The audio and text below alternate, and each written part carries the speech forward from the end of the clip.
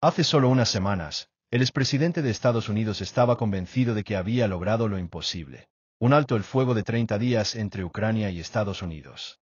Un acuerdo que él mismo había negociado y que, según Trump, abriría la puerta a la paz. Pero todo se vino abajo, y rápido. ¿Qué fue lo que pasó? Aunque las tácticas caóticas de Trump funcionaron al principio, consiguió que Ucrania aceptara sentarse a la mesa. Todo el acuerdo dependía de una sola persona, Vladimir Putin. Y el presidente ruso nunca estuvo dispuesto a decir sí. Ni siquiera desde el principio. Trump lo sabía. Pero tenía otro plan, provocar una conversación directa con Putin. Y lo logró, aunque el resultado fue muy distinto al que esperaba. El 12 de marzo, las cámaras captaron a los equipos de Trump y Zelensky aterrizando en Arabia Saudita. Ahí empezaron unas intensas conversaciones de paz. 8 horas después, había un acuerdo. Alto el fuego de 30 días. Sin condiciones territoriales. Sin concesiones públicas. Y un compromiso clave. Ucrania reanudaría pronto las negociaciones con Estados Unidos para un acuerdo multimillonario de minerales estratégicos. En ese momento, Trump vendió esto como una gran victoria. Pero había un problema. Ese acuerdo no significaba nada sin la bendición de Putin. Putin rechazó el alto el fuego. Según él, los términos no resolvían la causa raíz del conflicto, algo que, según sus palabras, es el simple hecho de que Ucrania exista como país independiente. Además, planteó nuevas condiciones, exigiendo más detalles. ¿Qué haría Ucrania durante esos 30 días? ¿Rearmarse? ¿Prepararse para seguir luchando? ¿Quién vigilaría el proceso? Pero lo más importante fue esto. Necesitamos negociar directamente con nuestros colegas estadounidenses. Tal vez tenga una llamada con Donald Trump, dijo Putin. Esa era la jugada que Trump había estado esperando. Para Trump, ese primer acuerdo con Ucrania era solo el primer paso. Lo que él realmente buscaba era sentar a Putin al teléfono y negociar directamente. El 18 de marzo, esa llamada quedó programada. La pregunta ahora es, ¿qué va a pasar después? En las horas previas a la llamada, los medios internacionales especulaban sobre qué discutirían Donald Trump y Vladimir Putin. La BBC destacaba que Trump ya había asegurado que muchos elementos del acuerdo de paz temporal estaban definidos, aunque también reconocía en su plataforma Truth Social que todavía queda mucho por negociar. Cada semana mueren 2.500 soldados de ambos bandos, y eso debe terminar ahora, escribió Trump, dejando clara la urgencia del momento. Y agregó, espero con ansias la llamada con el presidente Putin. Si Trump mostraba optimismo, Putin, fiel a su estilo, se mantenía frío y reservado. Consultado sobre los temas que trataría en la llamada, el portavoz del Kremlin, Dmitry Peskov, se limitó a responder, nunca comentamos eso. No hacía falta decir más. Putin ya había dejado claras sus posturas en días anteriores. La idea es correcta y la apoyamos, dijo sobre el alto el fuego, pero hay preguntas que debemos discutir. Preguntas clave. ¿Qué haría Ucrania durante esos 30 días de tregua? ¿Quién supervisaría el cumplimiento del acuerdo? Putin quería respuestas. El 16 de marzo, 2 días antes de la llamada, Trump ofreció más pistas sobre los posibles temas de conversación. Hablaremos de tierras. Hablaremos de plantas de energía. Ya estamos dividiendo ciertos activos, afirmó. Para él, esta llamada representaba una oportunidad, un nuevo trato por cerrar. Pero cuando llegó el 18 de marzo, ocurrió lo inesperado. Putin hizo esperar a Trump más de una hora después de la hora programada para la llamada. Una jugada de poder, fría y calculada, para demostrar quién tenía el control. Y tenía sentido. Putin estaba convencido de que Trump deseaba desesperadamente ser recordado como el presidente que logró la paz en Ucrania. Pero para el líder ruso, un alto el fuego no era una prioridad. Sentía que tenía la ventaja en la guerra. Sus fuerzas avanzaban lentamente, expulsando a las tropas ucranianas del Oblast de Kursk, y en 2024 Rusia había ganado más de 1.600 millas cuadradas de territorio gracias al renovado impulso militar en el este del país. Trump necesitaba algo, mientras Putin no. De hecho, según The Express, el líder ruso hasta se rió cuando le recordaron que debía atender la llamada con Trump. En ese momento, Putin estaba en el Congreso Anual de la Unión Rusa de Industriales y Empresarios, hablando frente a empresarios mientras el reloj marcaba las 4 de la tarde, hora fijada para la llamada. Alexander Sokin, organizador del evento, fue visto mirando su reloj con nerviosismo. Le habían avisado que la conversación era crucial, pero Putin seguía en su discurso. No le hagas caso. Ese es su trabajo, dijo Putin, desestimando la preocupación de su equipo. Bueno, no lo sé, respondió Sokin. Ahora necesitamos ver qué dice Trump sobre esto. No fue hasta después de las 5 de la tarde que Putin y su séquito abandonaron el evento y regresaron al Kremlin. Para cuando tomó el teléfono, había dejado a Trump esperando por más de una hora. Esa fue la primera humillación. Obligó al presidente de Estados Unidos a esperar mientras él disfrutaba de su agenda en Moscú. La segunda humillación llegaría después de la llamada, y sería todavía peor. Antes de eso, la llamada telefónica aún debía concretarse. Y, para su crédito, Trump logró pasar por alto la humillación inicial de Putin y dio inicio a las negociaciones. Nadie sabe con exactitud lo que se dijo durante la conversación, pero lo cierto es que Washington salió de esa llamada con lo que consideró buenas noticias. Putin había aceptado un alto el fuego parcial. Según informó Reuters, el presidente ruso le aseguró a Trump que Rusia suspendería sus ataques contra la infraestructura energética de Ucrania durante los próximos 30 días. No era el alto el fuego total que Estados Unidos y Ucrania habían esperado, pero sí un paso en la dirección correcta. Casi de inmediato, Ucrania anunció su respaldo a la versión reducida del acuerdo. Si Rusia dejaba de atacar la red energética ucraniana, las fuerzas de Zelensky se comprometían a detener sus propios ataques a las refinerías de petróleo rusas. La Casa Blanca también confirmó que, durante la llamada, se discutieron planes para futuras negociaciones de mayor alcance, aunque no quedó claro cuándo tendrían lugar y si Ucrania estaría presente en ellas. Incluso el Kremlin validó el acuerdo, anunciando que Putin había ordenado el cese inmediato de los ataques a la infraestructura energética ucraniana. Trump, eufórico, calificó la conversación como un éxito.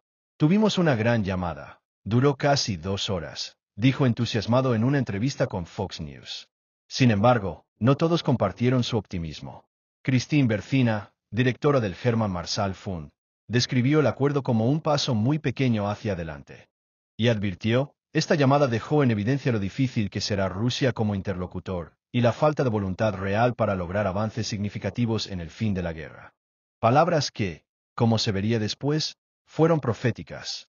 Susan Colborne, experta en seguridad europea de la Universidad de Duke, también fue cautelosa en su evaluación. Sorprende lo pocas concesiones que Trump pidió a los rusos, considerando que han invadido a su vecino, señaló. Y tenía razón. Durante la llamada hubo escasa discusión sobre concesiones por parte de Moscú. La BBC informó que, además, Putin y Trump hablaron sobre la posibilidad de establecer un alto el fuego marítimo en el Mar Negro. Pero este escenario favorecería mucho más a Rusia que a Ucrania, considerando que Kiev ha logrado destruir un tercio de la flota del Mar Negro. Un alto el fuego en esa zona sería, en la práctica, Rusia pidiendo que Ucrania dejara de atacar sus barcos y puertos en Crimea. Igualmente revelador fue lo que no se discutió. Según la BBC, no hubo ninguna conversación sobre un alto el fuego completo. Putin no iba a aceptar algo así. Tampoco parece que Trump haya abordado la condición clave de Moscú para avanzar hacia una paz duradera, que Ucrania detuviera su rearme y dejara de recibir ayuda militar e inteligencia de otras potencias. Putin sabe que eso difícilmente ocurrirá. Es posible que Estados Unidos considere limitar el suministro de armas e información, como lo ha hecho en el pasado, aunque esas decisiones se revirtieron tras las conversaciones de alto el fuego entre Trump y Zelensky. Pero los aliados europeos de Ucrania no están dispuestos a ceder. Ven a Putin como una amenaza directa a su propia seguridad y han prometido apoyar a Kiev hasta el final del conflicto. Pero volvamos a la advertencia inesperada de Bercina. Se cumplió mucho antes de lo que cualquiera podría haber previsto. Putin nunca tuvo la intención de respetar el acuerdo de alto el fuego. La llamada telefónica con Trump fue, para él, una maniobra estratégica. La utilizó para engañar al expresidente estadounidense, evaluar la postura real de Washington y medir hasta dónde estaba dispuesto a presionar a Estados Unidos por concesiones. Cuando quedó claro que no habría presión alguna, fingió aceptar una tregua en los ataques contra la infraestructura energética de Ucrania, aunque ya había decidido romperla. ¿Pruebas? No tardaron en llegar. El 19 de marzo, apenas unas horas después de la llamada con Trump, Rusia lanzó un masivo ataque combinado con misiles, drones y bombas sobre territorio ucraniano. Durante la madrugada, una oleada de drones kamikaze golpeó una estación eléctrica ferroviaria en la región de Dnipropetrovsk. Pero eso fue solo el comienzo. Mientras los equipos de emergencia trabajaban para contener los daños del primer ataque, Rusia lanzó una segunda ofensiva sobre el mismo objetivo. Oleksandr Shevchenko, subdirector de comunicaciones de Ukrzaliznytsia en la región, fue contundente. Así es como se ve el alto el fuego inmediato sobre toda la infraestructura energética y de transporte. A la 1:20 de la madrugada, Rusia atacó las instalaciones de los ferrocarriles ucranianos en la región de Dnipro 2 veces, incluso cuando los bomberos y un tren de rescate estaban en el lugar, declaró. Y no fue el único ataque. Poco después, Rusia bombardeó instalaciones energéticas en Sloviansk, una ciudad estratégica en Donetsk que ha sido blanco de ofensivas rusas durante todo 2024. Sloviansk, hogar de más de 100.000 personas, quedó completamente a oscuras tras un bombardeo aéreo que se produjo menos de una hora después de que concluyera la llamada entre Trump y Putin. Menos de una hora.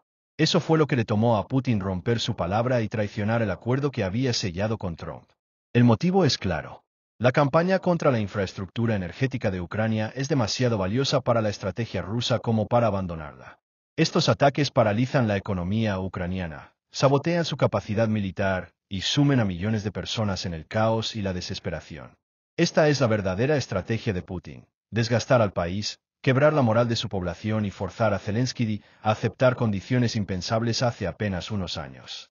En otras palabras, el supuesto alto el fuego parcial que Putin ofreció a Trump no fue más que una distracción.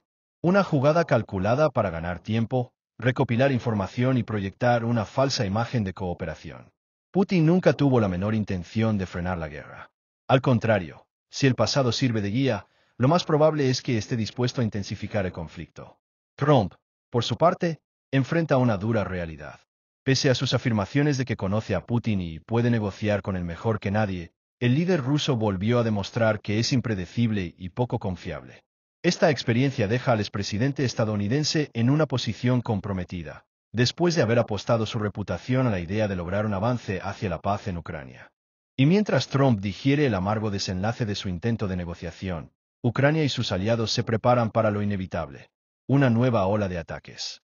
Rusia ha dejado en claro, una y otra vez, que está dispuesta a convertir la red energética de Ucrania en un campo de batalla permanente, golpeando infraestructuras clave en un esfuerzo por quebrar la resistencia del país y doblegar a su gente.